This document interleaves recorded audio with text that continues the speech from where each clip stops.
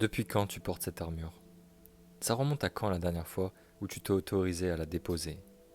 Mais t'en as pas marre de porter cette armure? T'en as pas marre d'être en hypervigilance en permanence, à scruter le moindre danger? T'en as pas marre de devoir à chaque fois analyser le comportement des uns des autres autour de toi pour pouvoir t'adapter? Ou plutôt pour pouvoir anticiper le moindre problème, le moindre danger? Je te vois déjà te justifier et je sais bien que cette armure elle ne vient pas de nulle part. Tu as très probablement vécu des choses, peut-être même dans l'enfance, qu'une petite fille n'aurait jamais dû vivre, des premières relations particulièrement toxiques. Tu as appris dans le dur que l'amour s'apparente au sacrifice, au reniement de soi. Et forcément, après toutes ces blessures, après toutes ces déceptions, eh bien le seul réflexe que tu as trouvé, c'est de créer cette armure pour te protéger.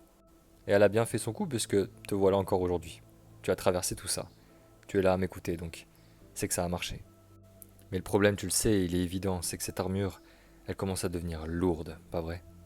Sacrément lourde. C'est bien que le paradoxe, c'est que, oui, elle t'a protégé, mais aujourd'hui, elle t'empêche de vivre. Elle t'étouffe, cette armure. Elle t'empêche de briller comme t'aimerais briller. Elle t'empêche d'avoir les relations que tu rêverais d'avoir. Elle t'empêche d'avoir la relation amoureuse que tu rêverais d'avoir.